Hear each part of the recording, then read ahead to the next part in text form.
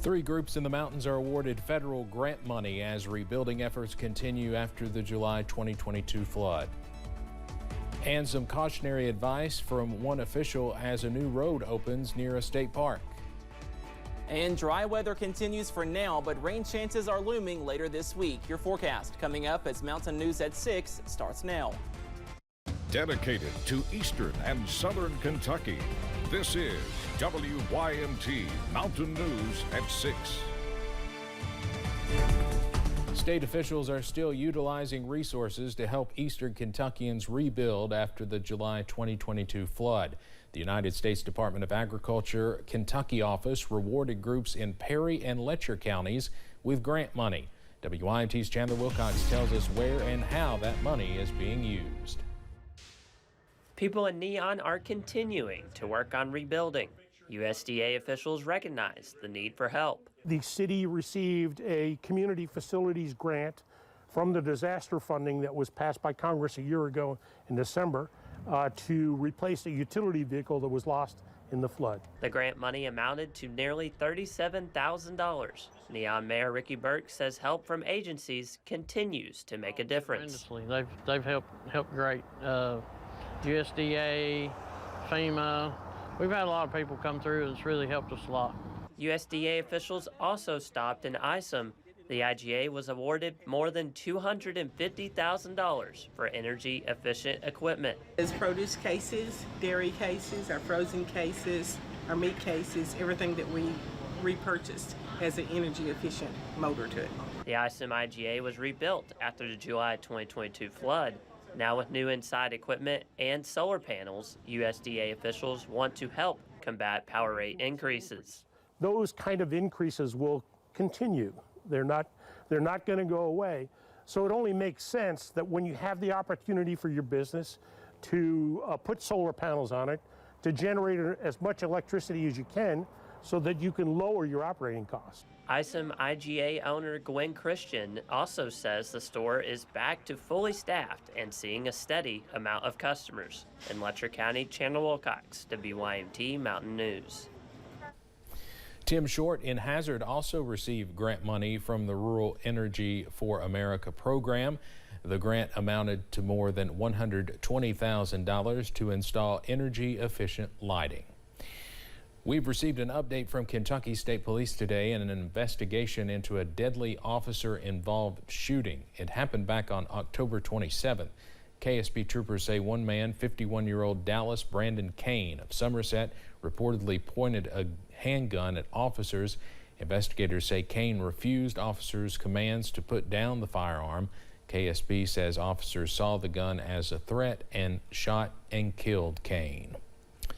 Longtime 5th District Congressman Hal Rogers has filed for re-election. The Dean of the House of Representatives says he wants to continue to serve as a champion for the people of Southern and Eastern Kentucky. He said, quote, Eastern Kentucky is thriving with more job opportunities, greater access to rural broadband, better infrastructure, rapid growth in our tourism industry, and we are launching the next generation into a brighter future, end quote. Rogers will be 86 years old next month and has served in Congress since 1981. We're following a developing story out of Jackson County. Officials with the coroner's office say a man was found dead in a ditch along Highway 421 this morning. Right now, they do not know how he died. We are told his body will be taken to Frankfort for an autopsy.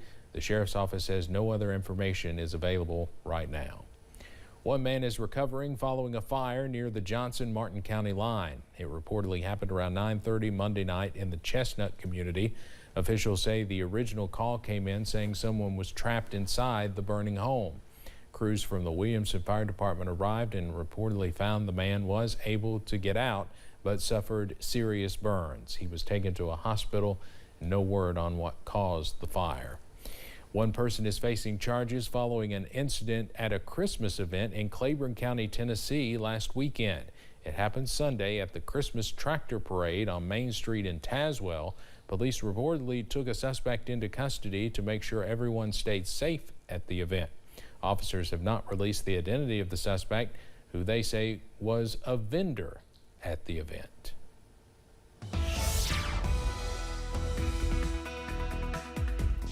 We are tracking quiet weather across the region into your Tuesday evening. Here's a live look from UVA WISE as this sun sets on this Tuesday. Once again, we are dry under a cloudy sky, and that temperature also cooler over in Southwest Virginia at 50 degrees right now. And most of us still in the middle to even lower 50s at this hour, sitting at 50 in Irvine, 54 in Manchester, 53 over in Jackson. A little bit cooler though as you get into the Big Sandy Valley close to the Kentucky and West Virginia border. Some of us in the 40s at this hour. Up on First Alert Pinpoint Doppler, a clean sweep does continue as more dry weather is on the way, all thanks to high pressure. And again, that will continue as we go into tonight. Not as cool as last night thanks to clouds. We stay in the middle 40s as you wake up on Wednesday, but some 70s on the way on Thursday as more warm weather is on the way for the middle of this week. All those details coming up in just a few minutes. Steve? All right, Cameron, thank you. 2 more counties here in the mountains are now under total burn bans. Officials in Leslie County and Dickinson County, Virginia have declared all outdoor burning illegal due to the dry conditions. Some counties already under burn bans are Breathitt, Clay, Magoffin, Knox, Morgan, Whitley, Johnson, Lawrence, Floyd, Pike, Letcher, Knott, and Harlan, all in eastern Kentucky. You can find the full list of burn bans in effect across our region on our website, WYMT.com. With a new road on the map, officials with the Breaks Interstate Park hope more people pump the brakes to visit the Grand Canyon of the South. WYMT's Buddy Forbes has more about an open road that is opening possibilities.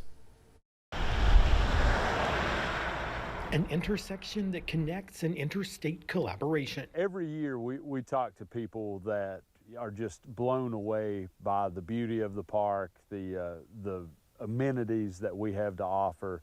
But the drive has always been one of the major drawbacks of getting to the break. A nearly 9-mile connecting road of US 460 is now open, beginning in Elkhorn City and crossing the state line into Southern Gap, Virginia. I think everybody has really been anticipating the opening of this road. And while the road could mean more tourism, with a turn that leads directly to the entrance of the Breaks Interstate Park, officials say the excitement should not overshadow the environment because the highway is a habitat. So we see large amounts of elk, deer frequently cross the road. We see turkey, we see bear. Park Superintendent Austin Bradley says drivers should take extra care with the number of extra critters. And while all that is phenomenal from a tourism perspective and a wildlife viewing perspective, it could also potentially be dangerous for drivers. Still, he says he is excited about a connection that is beneficial to all of the surrounding communities. There's just a tremendous amount of excitement about not only the section that recently opened, but once the entire project is done within the next couple of years, that will connect Grundy to Pikeville. Saying the road to progress is paved with projects like this. In Pike County, Buddy Forbes, WYMT Mountain News.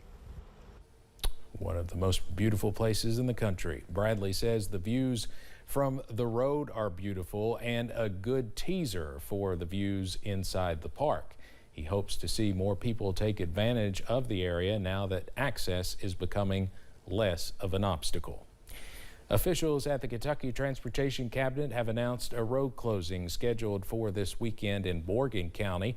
KYTC officials say drivers using Kentucky 1002 should prepare to use an alternate route this weekend. The road will be closed between the Yoakum and Blaze communities for the replacement of a drainage structure. Work should be complete sometime Sunday afternoon. Well, we are turning soggy as we end the work week, timing out those rain chances after this break. Plus, KSB is working to make sure its troopers stay safe while enforcing traffic laws this holiday season.